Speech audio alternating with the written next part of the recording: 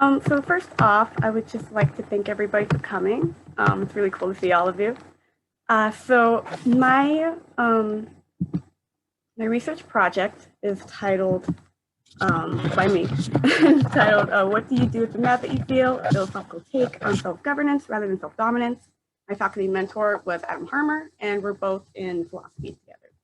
He's professor, I'm a student. So the purpose of my honors capstone research project was to kind of solve the problem of self-criticism or self-domination. We've all probably heard of the famous quote by Socrates, "Know thyself," which he actually kind of took from the oracle at Delphi that it's inscribed upon, the temple of it. So Socrates was a big advocate for that quote, "Know thyself," as well as arguing that, quote, "It's the greatest good for a man to discuss virtue every day," and end quote, and quote, "The unexamined life is not worth living," end quote. So I'll be taking this notion and attributing it to human nature under the idea that if we want to begin to understand ourselves, we must analyze our motives behind our actions and impulses. The purpose of my research is to come up with a theory of what our human nature is, and that through self-awareness, self-cultivation, and self-reflection, we can be more knowledgeable of how to find a solution against self-criticism. After all, I believe that if we focus on being aware of our emotions by keeping them mentionable, we can better manage them, since we would know then what is going on. I would also like to add that I believe that self-domination, despite its inherent negative nature, actually comes from a place of good intentions.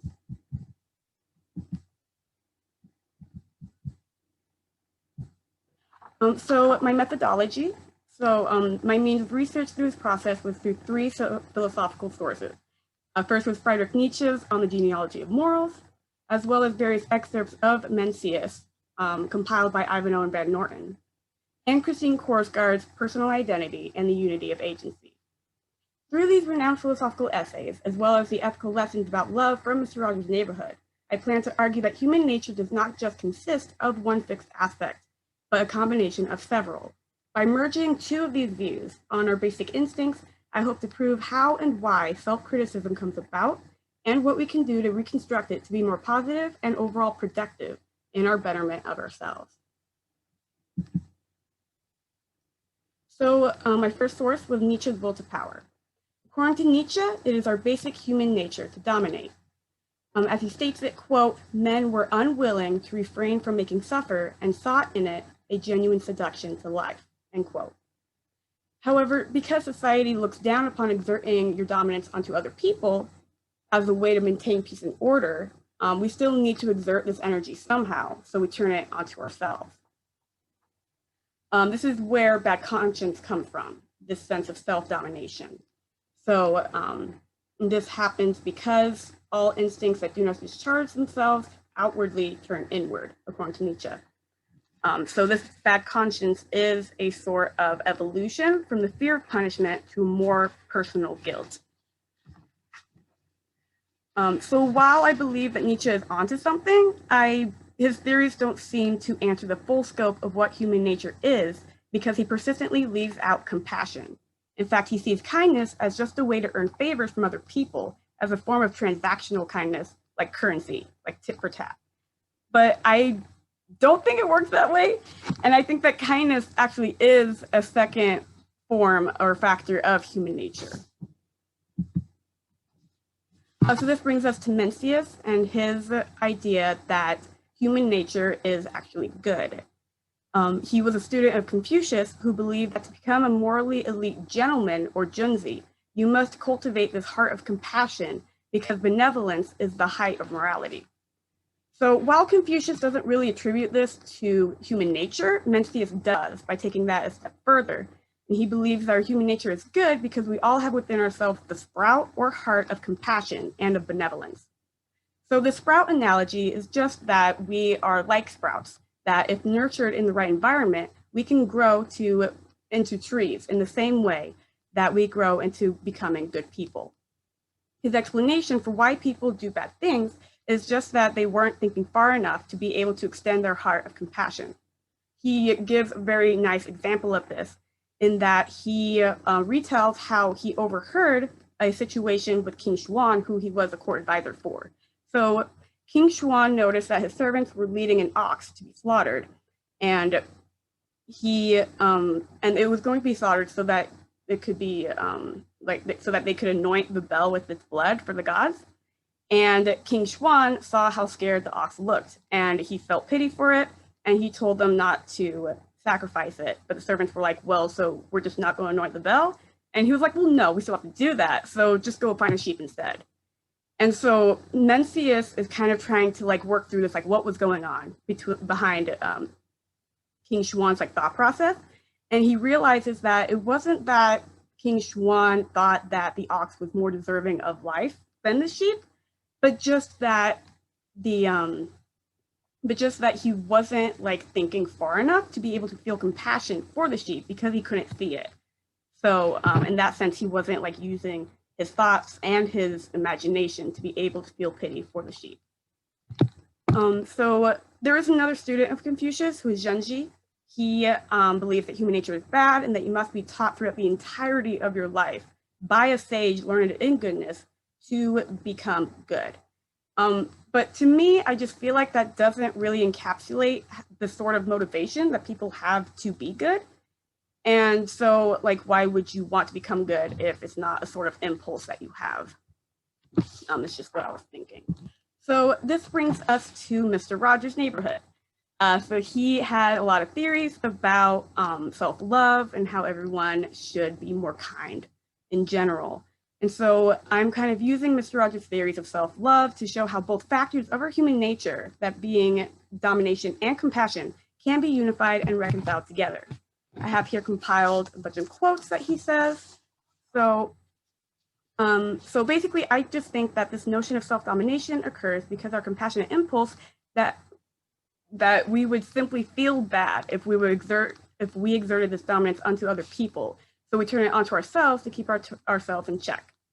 So that's where self-domination comes from. But by dominating ourselves, we're just going about this the wrong way. After all, Mr. Rogers states that we should like ourselves the way you are, like you just the way you are. Anything that is mentionable can be more manageable. And he even instructs us to find that loving part of you, that heart of compassion. And so I kind of see this as a sort of solution to domination, and that being self-control mixed with self-love. So he has a song, What Do You Do With the Mad That You Feel, that he feels helps children have that good feeling of control. So I will now show a clip of Mr. Rogers reciting the song, What Do You Do With the Mad That You Feel? Let me tell you the words of one of the songs which I feel is very important. Yes. This has to do with that good feeling of control, which I feel that the children need to know is there. And it starts out, what do you do with the mad that you feel? And that first line came straight from a child. I work with children, doing puppets in very personal communication with small groups. What do you do with the mad that you feel? When you feel so mad you could bite. When the whole wide world seems oh so wrong, and nothing you do seems very right. What do you do? Do you punch a bag? Do you pound some clay or some dough? Do you round up friends for a game of tag or see how fast you go? It's great to be able to stop when you planned a thing that's wrong and be able to do something else instead and think this song. I can stop when I want to, can stop when I wish, can stop, stop, stop anytime. And what a good feeling to feel like this and know that the feeling is really mine. Know that there's something deep inside that helps us become what we can. For a girl can be someday a lady, and a boy can be someday a man. I think it's wonderful. I think it's wonderful. Looks like you just earned the $20 million. So in that clip, Mr. Rogers was sort of petitioning for the budget money for PBS. And so he was standing before the subcommittee of the Senate of communication in order to get that budget money, which was about like $20 million. And Senator Pastore even raised it to 22 million because he was so influenced by his argument. So I love that part about what a good feeling of control it is to have that kind of ability to just stop and not react to the situation you're in, to just kind of like contain it and just feel that comfort in having a control over your emotions. So this brings us to Korsgaard's normative self-governance. So in her Personal Identity in the Unity of Agency book, she kind of offers a direct way to implement self-control. So Korsgaard has two theories. She has the practical standpoint and the normative self-governance. So the practical standpoint, all it is just basically that you have a law to yourself and a personal moral standard that you hold yourself to. And as an extension of that, she has her normative self-governance theory, which is basically just that that our morals are sort of based on, it's like that change of your morals from believing that you should do this thing just because everyone has told you you should do it. So, okay, so this is what my morals are based on, to then becoming sort of ought. This is what I believe I ought to do for me. So that's that change from is to ought. And Jaworska kind of furthers this discussion by bringing in the kind of notion of caring and making that sort of a part of your personal identity, where your personal identity is what you perceive yourself, but also how others perceive you and the way that you care for other people as an extension of your personal identity. So kind of a way to kind of encapsulate all of this philosophy would be to kind of look at Kohlberg's moral development model. He's a psychologist, and he was kind of studying how when children switch from having that moral compass as from someone else to having a more personal one. So it kind of advances. There's like 6 stages. 6. So it goes from where a child has like a fear, a child's action is motivated by fear of punishment or motivated by reward, to then worry of disapproval from others and personal dishonor, to then having a much more personal idea in the sense of becoming concerned with their own self-respect and with becoming sort of accountable for themselves, a sort of self-condemnation for violating your own principles. So what are the implications of my research? So basically all it is just that we have contradictory human natures, that being domination and compassion. And we have a problem with becoming confused with our convoluted instincts and thus exert them in the wrong ways, like in self-criticism or in making others feel bad about themselves. So my research offers some simple alternatives. In terms of self-awareness, if we are aware of our feelings and making sure that they are mentionable, we can better understand ourselves and rationalize our reactions to the situations we find ourselves in. And by self-reflecting, we can take the next step of being mindful by journaling and such to cement our thought processes. In terms of self-governance, we can visualize the sort of person we want to be and take action to make that a reality through implementing self-control. And lastly, by implementing self-love through the entirety of this process, we can allow ourselves the sort of compassion we expend to other people. And these are all of my references I use throughout my capstone.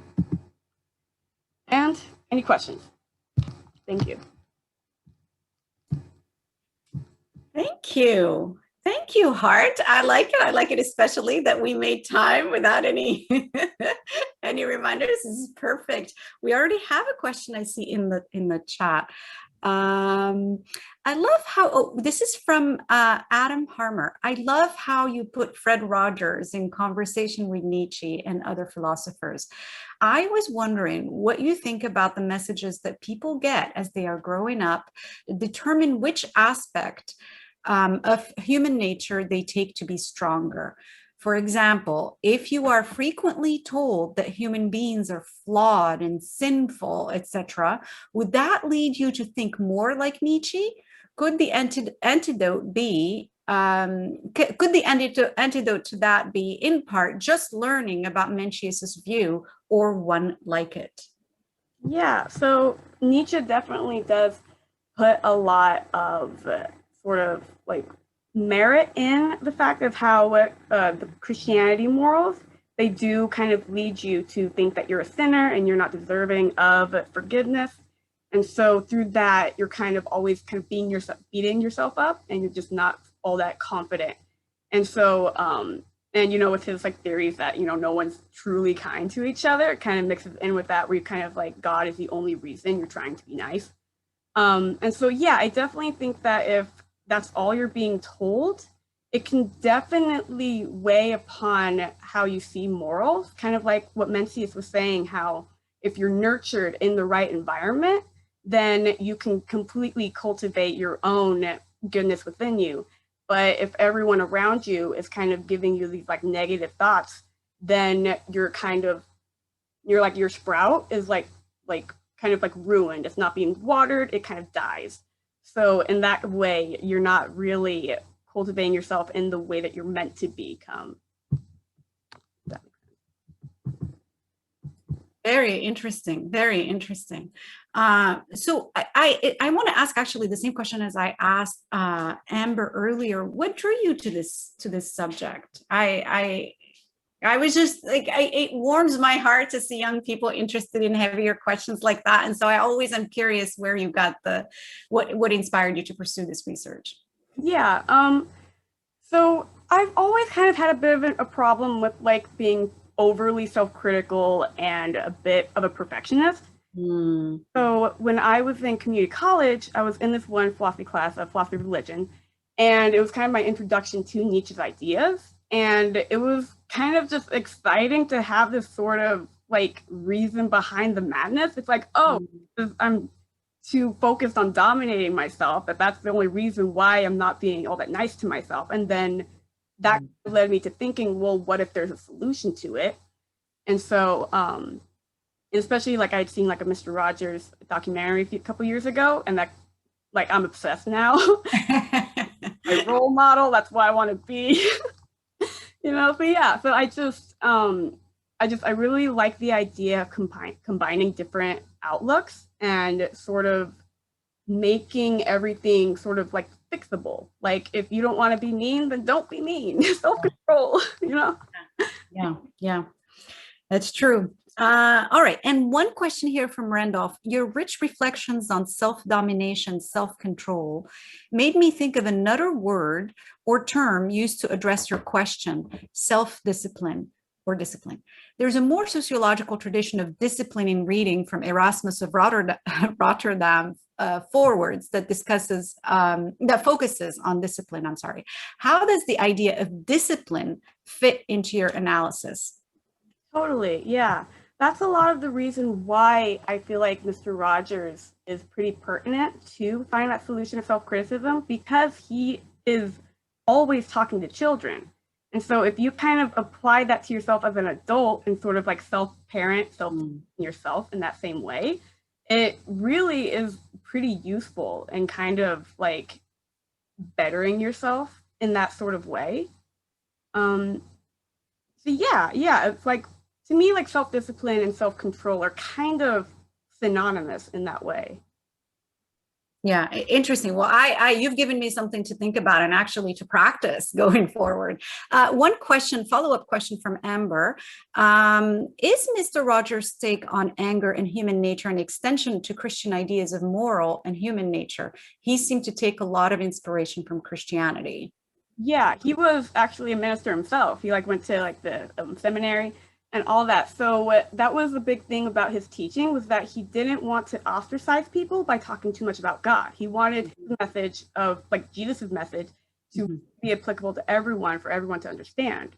So in terms of like anger, he has this quote where he's like, there's some people who are just so angry that they do bad things, but you and I, we don't have to exert our anger like that. We know that we just need to like chill out and be nice. So he definitely has a lot of like inspiration from Christianity. It's just that Nietzsche has a bit more of a negative view on everything. So he kind of like takes Christianity, like, oh, there's like a bad thing about it, so let's, let everyone know about that. All right. Well, thank you so much, Hart. I'm afraid we're out of time. So Jacob's question, we'll have to say, sorry about that. Another round of applause for Hart. And thank you so much for your presentation. It really was, gave me something to think about. And now,